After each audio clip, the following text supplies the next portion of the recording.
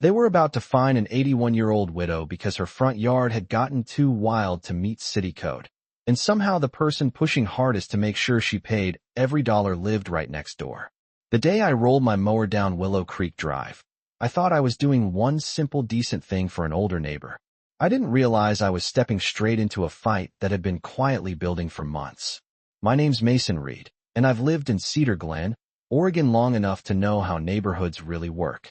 Folks wave from driveways, borrow ladders, bring food over when somebody's sick, but they also notice everything. Who got a new car? Who left the trash can out too long? Which porch light stayed on all night? It's friendly, until it isn't. 3 houses down from me lived Dorothy Hale. Miss Dorothy to everybody on our block. She was 81, barely over 5 feet tall, silver curls always pinned up, and one of those women who somehow made every conversation feel warm even when she was just talking about grocery prices or rain.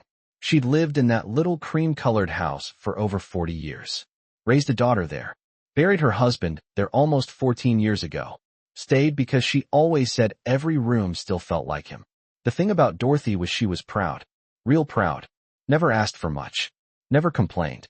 But age catches everybody eventually. Her knees had gotten worse. Arthritis made both hands stiff. Some mornings, just walking from porch to mailbox looked harder than she'd ever admit. And little by little her yard got ahead of her. First weeds around the flower bed. Then grass growing thicker every week. Bushes leaning over the walkway. Nothing dramatic all at once. Just enough to slowly become more than one person could physically keep up with. Then one Monday morning the city taped a bright orange notice to her front door. Property maintenance violation. Resolve the overgrowth in 7 days or face a major fine. I found her standing at the mailbox that afternoon holding that paper with both hands. She smiled when she saw me, but I could tell right away something was wrong. Hey there, Mason. Everything all right? She gave that quiet little laugh older folks do when they don't want to burden anybody. Oh, city business. Then she handed me the notice. I read it once and felt my stomach drop. That fine would have wrecked her whole month. Maybe 2. But what bothered me more than the money was her expression. She looked embarrassed. Not angry. Not frustrated. Just embarrassed, like she'd somehow failed at something she'd always taken pride in. That hit home. My grandmother had that exact same look before she passed. The one where asking for help feels harder than the problem itself. I handed the notice back and asked, "You still got gas for that mower in the shed?" Dorothy blinked. "Mason, that wasn't a no." She smiled tired. "Honey, you really don't need to. Good thing I already decided." That got an actual laugh out of her. Small but real. So I went home, grabbed my mower, weed trimmer, gloves, and a fresh gas can, then headed right back. Dorothy was waiting on the porch with sweet tea already poured into a mason jar. That generation always finds a way to contribute even when they're the ones getting help. I pulled the cord and the mower kicked alive. First pass through the front strip and grass dropped clean. Second pass and the walkway started showing again. Third pass and the whole place already felt lighter. Fresh cut grass in the warm afternoon air. Porch swing moving slow. Birds overhead. Peaceful. Then I heard heels hitting pavement. Quick. Sharp. I looked up and there she was. Claire Whitaker from next door. Mid-50s. Perfect landscaping. White linen blouse. Hair pulled back like she was on her way to a meeting. The kind of neighbor who always somehow knew everybody's business before they did. She stopped right at the edge of Dorothy's lawn and folded her arms. "Mason, what exactly are you doing?" I shut the mower off. "Cutting grass." "I can see that." "Then we're off to a strong start." She didn't smile. "Did Dorothy approve this?" Dorothy answered softly from the porch. I asked him to help. Claire barely glanced at her. This should have gone through the neighborhood board first. I honestly thought she was joking. She wasn't. Then she said something that changed everything. "I already contacted code enforcement earlier this week. We had a process started." That hit like a brick. I turned toward Dorothy. "Did you ask her to do that?"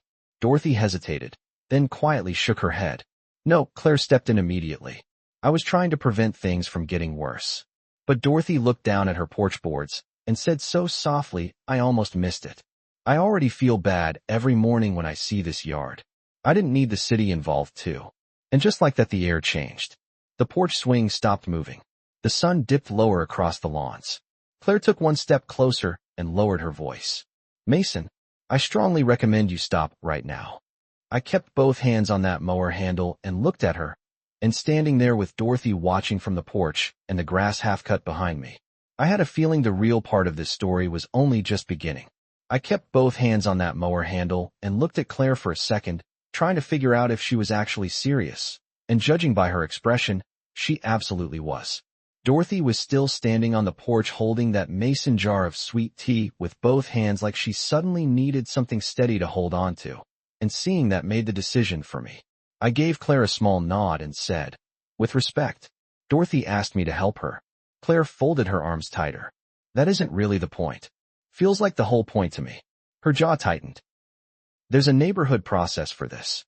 For mowing grass. For maintaining community standards." Dorothy quietly said, "Claire, please." Claire turned toward her and softened her voice just enough to sound polite. "Dorothy, I'm trying to help protect you from a larger issue later." Then she looked back at me. "And outside interference complicates that." That almost made me laugh. Outside interference. I'd lived on Willow Creek Drive for years. I'd helped neighbors move furniture, repaired fences after storms, shoveled driveways in winter. But apparently mowing an elderly widow's lawn turned me into an outsider. Before I could answer, I heard a screen door slam. Wade Ramirez from the corner started walking over with a rag hanging out of his back pocket. Then Mrs. Evelyn Parker from across the street stepped off her porch too, gardening gloves still on. That's the thing about neighborhoods. Nobody plans on getting involved, but somehow everybody ends up involved anyway. Claire saw both of them coming and clearly hated it. Wade looked at me, then at the mower. "Everything all right?" Claire answered before I could. "We're handling a code issue." Wade looked at Dorothy. "Looks more like somebody helping." Evelyn nodded. "That's what I thought too." Claire exhaled slowly like patience itself was becoming exhausting. "This is more complicated than it appears." Then she looked at Dorothy. "I've been trying to manage this situation for weeks." That made Dorothy straighten a little. Her voice stayed soft, but firmer than before. "I never asked you to manage anything." Silence. Claire blinked. "Dorothy, you called the city without telling me." Wade stopped moving. Evelyn folded her arms. Claire stepped closer. "Because someone needed to take action." Dorothy nodded once. "I know the yard got bad. Then you understand." No, that word landed hard. Dorothy gripped the porch railing. "I understand waking up and seeing work you can't physically do anymore. I understand pretending you're fine because asking for help feels harder than the work itself. I understand feeling embarrassed before anybody even says a word." Her voice trembled. What I didn't need was somebody deciding for me. Nobody spoke. Even the birds felt quieter. Claire looked around and realized half the block was now watching. A teenage kid had slowed down on his bike near the curb. Wade crossed his arms. Evelyn took one step closer to Dorothy. Claire lifted her chin. "I was trying to protect property values." Wade muttered under his breath. "People matter more than grass." Claire ignored him, pulled out her phone, and said, "Fine. Let's handle this properly." I honestly thought she was bluffing. She wasn't. About 10 minutes later, a white city pickup turned onto Willow Creek. Municipal compliance logo on the side. Claire walked straight toward it like backup had arrived. The officer stepped out with a clipboard and introduced himself as Daniel Harper. Claire started explaining fast. Property standards. Prior complaint. Unauthorized exterior maintenance. Daniel looked confused by that last part. Then he glanced at the yard. Half cut. Cleaner than before. Then he looked at Dorothy. "Ma'am, did you ask this gentleman to help you?" Dorothy nodded. "Yes." "And he's helping voluntarily?" "Yes." Daniel smiled. "Then there's no issue here." Claire stared at him. "But I filed the complaint." He checked his clipboard and looked back at the grass. "And the issue is clearly being addressed." Claire tried one more time. "There are community standards." Daniel looked around at all of us standing there, then gave the calmest answer anybody had heard all afternoon. "Standards matter. But neighbors helping neighbors matters more." Wade actually laughed out loud. Evelyn smiled. The kid on the bike grinned. Claire looked like she wanted the sidewalk to split open under her feet. Daniel tipped his head toward Dorothy. "Have a good evening, ma'am." Then toward me. "Carry on." He got back in the truck and drove off. Claire stood frozen with her phone still in her hand. For a second nobody moved. Then she turned and walked back toward her house without another word. Front door shut behind her. Wade looked at me and grinned. "Well, guess we're finishing this." That broke the tension fast. Evelyn brought over yard bags. Wade grabbed pruning shears from his garage. The teenager parked his bike and started hauling branches. I pulled the mower cord again and got back to work. Row by row the yard opened up. The brick walkway reappeared. Porch steps cleared. Bushes got trimmed back. Dorothy stood there on the porch watching all of it with tears in her eyes and a smile that kept getting bigger every minute. The whole place started looking like itself again. Warm. Familiar. Like home. The sun dropped lower and turned the whole block gold. For the first time all day it felt peaceful again. Then right when I figured the hard part was over, Claire's front door opened one more time, and she started walking toward us carrying an envelope in her hand. Claire walked slower this time. No fast steps. No crossed arms. No expression like she was ready to argue with everybody on the block. Just an envelope in one hand, and a look on her face like she'd spent the last 20 minutes replaying every word that had been said. The whole street got quiet again. Wade stopped trimming branches. Mrs. Parker lowered the yard bag she was tying off. Even the kid with the bike stayed parked at the curb. Claire stopped at the edge of Dorothy's walkway and looked straight at her. Not at me. Not at anyone else. Just Dorothy. Then she held out the envelope. I owe you an apology. Nobody moved. Claire gave a nervous little laugh, like even hearing herself say those words felt unfamiliar. And I probably should have said that sooner. Dorothy carefully stepped down from the porch and took the envelope. Claire looked out at the fresh-cut rows in the grass, the brick path finally showing again, the bushes trimmed back clean around the porch, and then she exhaled slowly. This is the landscaping estimate I got a few weeks ago. I was going to leave it in your mailbox. Then she looked down and added more quietly.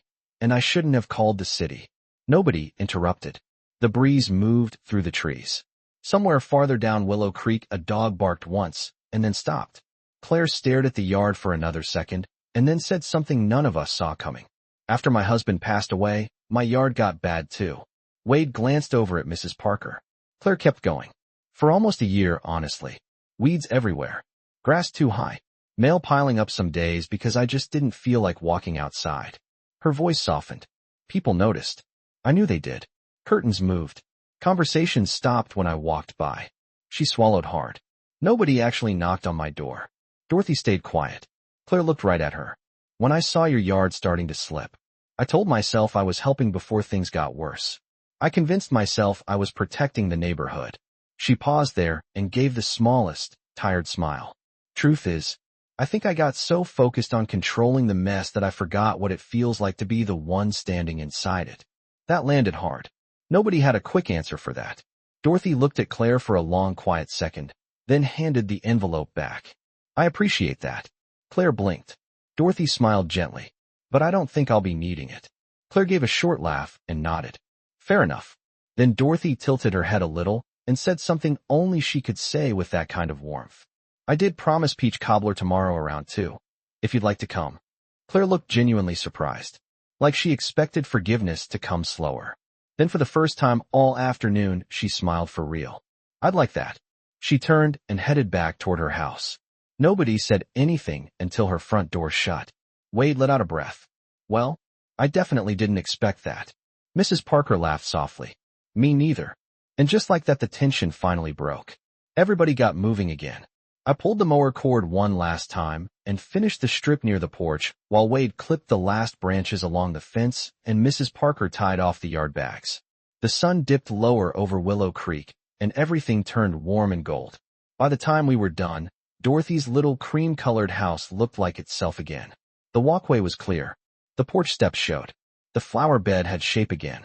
Mrs. Parker rinsed off an old bird bath buried behind weeds, and Dorothy smiled the second she saw it. Sam bought me that 20 years ago, she said quietly. I thought I'd lost it under there. She reached out and touched the edge of it with her fingertips like she was greeting an old memory. That moment got me more than I expected, because by then it wasn't really about grass anymore. It was about a woman getting a piece of her home back. A piece of dignity back. Dorothy stood at the porch with tears in her eyes. Thank you, all of you. Mrs. Parker smiled. Wade pointed at me. Except maybe Mason. He definitely charges too much. I laughed. That's right. I only accept sweet tea and cobbler. Dorothy laughed harder than she had all afternoon. Real laugh. The kind that comes out after carrying too much stress too long. Then tomorrow you're all getting both. By the time the streetlights flickered on, everybody started heading home. I loaded my mower into the truck and stood there for a second looking down the street. Same sidewalks, same houses, same neighbors. But somehow everything felt lighter than it had a few hours earlier. The next afternoon, I came back like promised. Dorothy had sweet tea waiting on the porch. Wade brought folding chairs. Mrs. Parker showed up with cookies. And right around 2:15, Claire walked over carrying a homemade blueberry pie with both hands. Wade immediately argued peach cobbler was still undefeated. Claire defended the pie like it was a legal case. Dorothy laughed so hard, she had to grab the porch rail. And honestly, it felt good. Better than good. Just people sitting on a porch talking while the breeze moved through a yard that looked cared for again. Driving home that evening, I kept thinking about how close Dorothy came to paying a fine she couldn't afford. Not because she'd done anything wrong, but because getting older makes ordinary things harder than most people realize, and pride makes asking for help feel heavier than it should. I kept thinking about Claire too, how grief can disguise itself as control when nobody sees the hurt underneath it. One mower, one afternoon, one choice to help instead of complain, and suddenly an entire block felt different. So let me ask you this, was Claire wrong for stepping in the way she did, or was she trying to help and just forgot what mattered most? And if the elderly neighbor next door needed help tomorrow, would you knock and offer a hand, or stay out of it? Drop your thoughts in the comments. Hit like if kindness still matters where you live, and subscribe for the next story, because trust me, neighborhoods like ours always have enough